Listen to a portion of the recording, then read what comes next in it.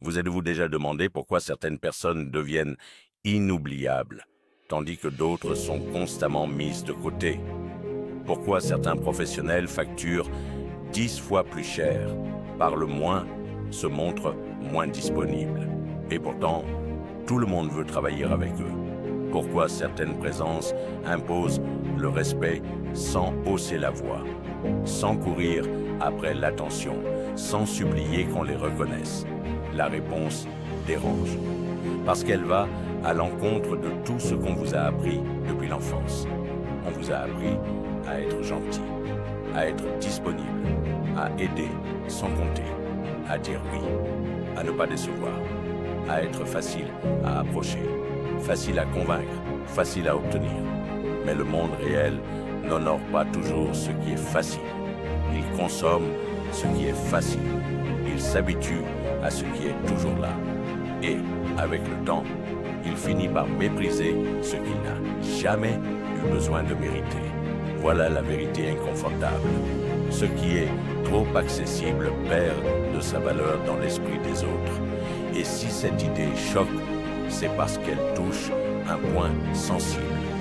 Pendant des années, peut-être même pendant toute votre vie, vous avez cru que plus vous vous donniez, plus vous seriez apprécié, plus vous répondriez vite, plus vous seriez aimé, plus vous feriez d'efforts, plus on reconnaîtrait votre importance. Mais regardez les faits, regardez votre propre vie. Combien de fois avez-vous été présent pour les autres seulement pour devenir une option? Combien de fois avez-vous fait des exceptions, baissé vos exigences, offert votre temps, votre énergie, votre attention et reçu en retour de l'indifférence? Combien de fois vous êtes-vous rendu petit pour rentrer dans la vie de quelqu'un qui, lui, ne faisait aucun effort pour vous permettre? Les stoïciens l'auraient-ils avec calme? Ce n'est pas le monde qui vous manque de respect. C'est souvent vous qui enseignez au monde comment vous traiter. Épictète vous rappelle que ce ne sont pas les événements qui vous blessent, mais le jugement que nous portons sur eux. Et dans ce cas précis, le jugement le plus dangereux est celui-ci. Croire que votre valeur augmente à mesure que vous vous rendez disponible à tout, à tous, à toute heure. Non, votre valeur augmente quand votre présence devient consciente. Quand votre temps cesse d'être distribué au hasard. Quand votre énergie n'est plus abandonnée à ceux qui ne la méritent pas. Le stoïcisme n'enseigne pas la froideur. Il enseigne la maîtrise. Il ne vous demande pas de devenir cruel. Il vous demande de devenir clair. Clair sur ce que vous acceptez. Clair sur ce que vous refusez, clair sur ce que vous êtes. Et c'est là que commence la transformation. Car une personne qui se respecte ne cherche pas à être choisie par tout le monde. Elle choisit, elle observe, elle filtre, elle décide. Elle ne court pas derrière la validation parce qu'elle comprend que la paix intérieure vaut plus que les applaudissements instables du monde extérieur.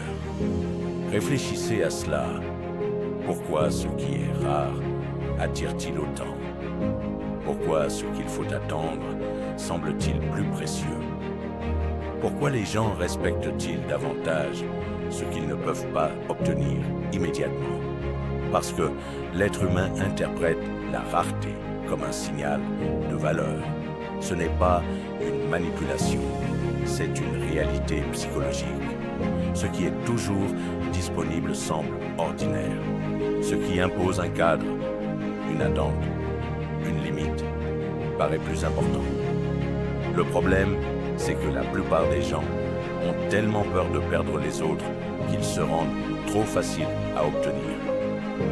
Et en se rendant trop faciles, ils perdent précisément ce qu'ils essayaient de préserver, le respect. Votre temps est une ressource. Votre attention est une ressource. Votre énergie est une ressource. Votre présence est une ressource. Et pourtant, combien de personnes distribuent ces richesses comme si elles étaient infinies? Elles répondent à tout le monde immédiatement. Elles acceptent toutes les demandes. Elles se justifient sans arrêt. Elles veulent plaire à chacun. Elles se montrent partout. Elles parlent trop. Elles expliquent trop. Elles s'offrent trop. Puis, elles s'étonnent de ne pas être respectées. Le deuxième principe est encore plus important. Les limites ne sont pas de l'égoïsme. Elles sont la forme concrète du respect de soi. Dire non n'est pas brutal. Dire non est parfois nécessaire. Dire non, c'est annoncer au monde: mon temps a une valeur, mon énergie a un prix, ma paix n'est pas négociable. Le premier principe que vous devez comprendre est donc celui-ci. La disponibilité excessive détruit la perception de valeur. Marc Aurèle écrivait que l'âme se colore de la teinte de ses pensées. Si vous passez votre vie à penser que vous devez être tout pour tout le monde, votre âme finira épuisée, dispersée, vidée. En revanche, si vous décidez que vous avez le droit de protéger votre espace intérieur, alors votre vie entière commence à se réorganiser autour de cette vérité. Les gens testent vos frontières. Toujours. Pas forcément par malveillance, souvent par habitude, par confort, par intérêt. Et chaque fois que vous laissez passer ce qui vous blesse, vous enseignez silencieusement que cela est acceptable. C'est là le troisième principe. Vous entraînez les autres à vous traiter d'une certaine manière. Chaque concession injustifiée devient une norme. Chaque silence face à l'irrespect devient une autorisation. Chaque excuse que vous présentez pour exister devient une permission qu'on vous retire. Vous voulez être traité comme une priorité. Commencez par ne plus vous traiter comme un détail. Cela demande du courage, parce qu'au moment où vous changez, le monde résiste. Ceux qui profitaient de votre disponibilité vous trouveront soudain froid, distant, orgueilleux, compliqué. Mais en réalité, vous n'êtes pas devenu arrogant. Vous êtes simplement en train de cesser d'être négligent envers vous-même. Et cela dérange. Le quatrième principe est profondément stoïcien. Vous n'avez pas besoin de tout expliquer. Une personne solide ne passe pas sa vie à justifier ses décisions. Elle décide, puis elle assume. Elle ne cherche pas à convaincre tout le monde. Elle n'a pas besoin que chacun approuve son rythme, ses choix, ses prix, ses limites, ses silences. Plus vous vous justifiez, plus vous donnez l'impression de douter. Et plus vous donnez l'impression de douter, plus les autres sentent, consciemment ou non, qu'ils peuvent négocier votre valeur. C'est une réalité subtile, mais universelle. Dans les relations humaines, les mots ne transmettent pas seulement une information. Ils révèlent aussi une posture intérieure. Lorsque vous expliquez calmement une décision, une fois, vous éclairez. Mais lorsque vous vous expliquez encore, puis encore, puis encore, vous ne clarifiez plus, vous cherchez à être validé. Et c'est là que tout change. Car à partir du moment où votre parole ne sert plus à exprimer une position, mais à obtenir l'approbation de l'autre, quittez le terrain de la maîtrise pour entrer dans celui de la dépendance.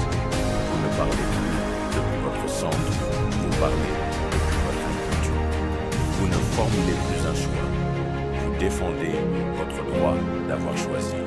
Et cette nuance, même si elle est invisible pour vous sur le moment, est perçue presque instantanément par ceux qui vous écoutent.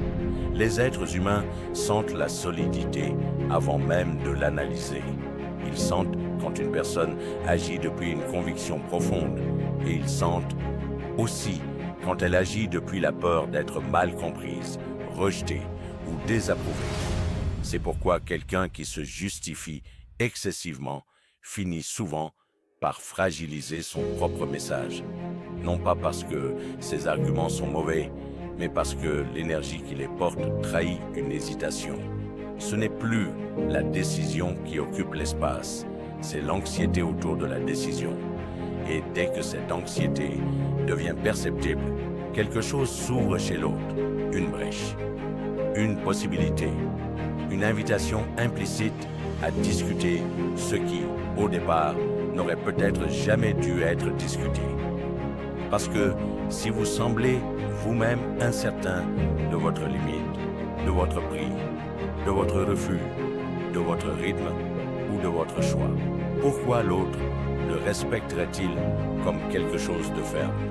Si vous avez besoin de 10 arguments pour soutenir une décision simple, beaucoup concluront que cette décision n'est pas vraiment solide. Ils se diront qu'avec un peu plus de pression, un peu plus d'insistance, un peu plus d'émotion, vous finirez peut-être par céder. Voilà comment votre valeur devient négociable. Pas parce qu'elle l'est réellement, mais parce que votre manière de vous exprimer donne le sentiment qu'elle l'est. Le problème n'est donc pas seulement de trop parler. Le problème est de parler depuis un lieu intérieur désordonné. De parler pour calmer l'inconfort d'autrui. De parler pour ne pas paraître dur. De parler pour éviter le conflit. De parler pour que l'autre continue à vous aimer malgré votre limite. À cet instant, vous n'êtes plus en train de communiquer. Vous êtes en train de mendier une permission émotionnelle d'exister tel que vous êtes. Or, une personne qui se respecte profondément ne mendie pas le droit d'avoir des frontières. Le stoïcisme nous enseigne que la tranquillité ne vient pas du contrôle des réactions d'autrui, mais du gouvernement de soi. Vous n'avez pas à contrôler l'interprétation que les autres font de vos choix. Vous n'avez pas à forcer chacun à comprendre vos raisons. Vous n'avez pas à rendre vos décisions confortables pour ceux qu'elles frustrent. Ce besoin-là est précisément ce qui vous enchaîne. Car tant que vous ressentez l'obligation d'expliquer longuement chaque non, chaque distance, chaque changement de cap, chaque hausse de prix, chaque retrait, chaque silence, vous demeurez prisonnier du regard extérieur. Et il faut avoir le courage de le reconnaître. Bien souvent. Enfin, retenez ceci. Être rare n'est pas un hasard. C'est une construction. On devient rare en approfondissant ce que peu de gens maîtrisent. On devient rare en gardant sa parole. On devient rare en protégeant son énergie. On devient rare en refusant de se vendre à bas prix. On devient rare en construisant une présence qui ne dépend pas de l'approbation des autres. Le monde est plein de gens qui parlent trop, promettent trop, se montrent trop, donnent trop, expliquent trop. C'est justement pour cela qu'une présence calme, ferme, sélective et stable devient si puissante.